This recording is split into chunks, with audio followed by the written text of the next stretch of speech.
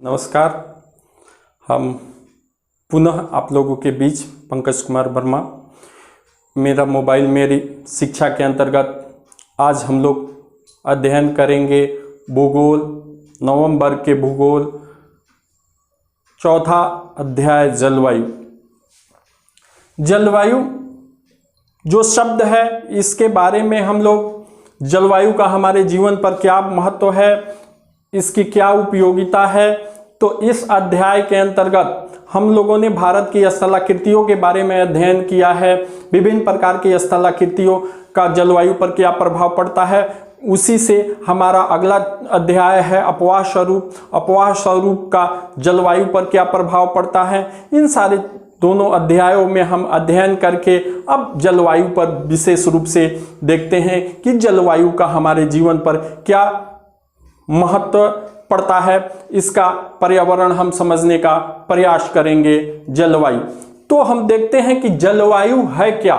जो क्लाइमेट है, शब्द जलवायु चूंकि एक विस्तृत क्षेत्र पे 30 वर्षों के अंतर्गत जो समयावधि या उससे अधिक की समयावधि की जो मौसमी घटनाएं होती हैं, जो वायुमंडलीय विशेषताओं के कुल योग को ही हम आपको औसत उसका जो होता है कुल योग के औसत को ही हम जलवायु के रूप में जानते हैं। क्योंकि मौसम जो होता है वो पल पल बदलने वाला होता है, दिन प्रतिदिन बदलते रहता है, लेकिन जो मौसमी घटनाएं लगातार कुछ वर्षों तक चलती है और उसका क्या प्रभाव होता है, उन सारे चीज़ों के अध्ययन करके लगभग हम 30 वर्षों का जो संग्रह करते हैं, औसत निकालते हैं, वह जलवायु होती है। और ये जलवायु जो हम देखते हैं कि हमारे यहाँ की जलवायु कैसी है, इसको समझने के लिए हम ग्लोब पर थोड़ा सा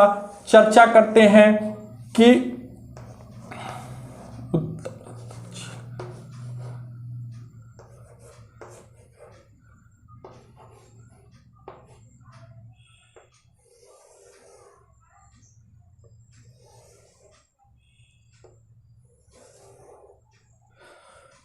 जीरो डिग्री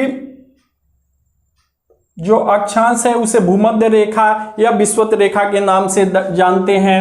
फिर जो 23.5 डिग्री जो उत्तरी अक्षांश है उसे हम कर्क रेखा और 23.5 डिग्री दक्षिणी अक्षांश को मकर रेखा कहते हैं। अब इनका क्या महत्व है, इस पर थोड़ा सा चर्चा करते हुए हम आगे बढ़ेंगे। चूंकि भारत की जलवायु कैसी है इस चीज को जाने।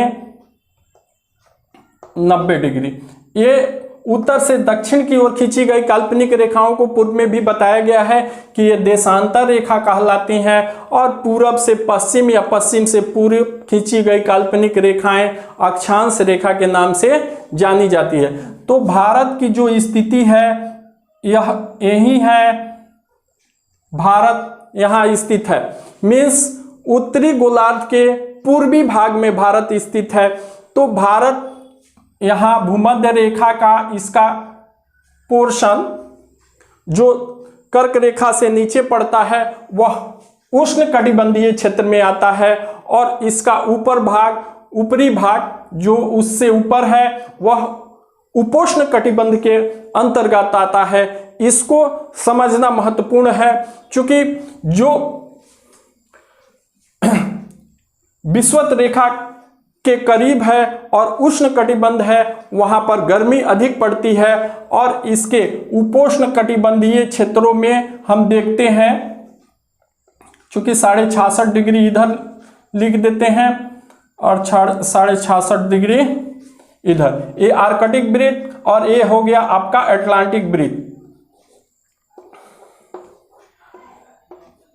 इस तरह जलवायु के हिसाब से हम देखते हैं तो इधर हो जाता है आपका शीत कटिबंध, इधर भी शीत कटिबंध, ये उपोष्ण कटिबंध, उष्ण कटिबंध।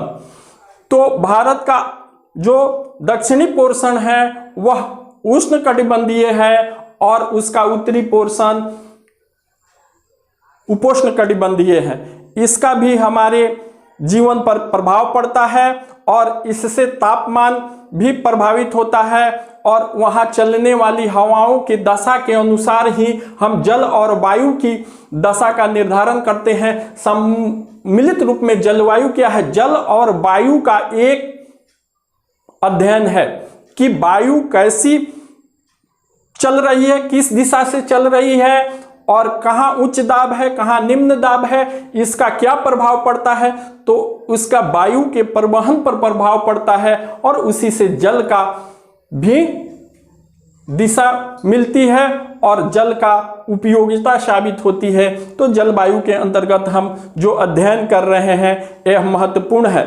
जो भारतीय जलवायु है मानसूनी जलवायु है, जो अरबी भाषा, मानसून शब्द की उत्पत्ति अरबी भाषा के मॉरिस शब्द से हुई है और मॉरिस शब्द से का तात्पर्य क्या है? मौसम या ऋतु होता है। मौसम और ऋतु के बारे में हम अध्ययन करेंगे कि भारत में कितनी प्रकार की ऋतुएं होती हैं और उनका हमारे दैनिक जीवन पर क्या प्रभाव पड़ता है। इस अगले वीडियो में चर्चा के माध्यम से हम जानने का प्रयास करेंगे।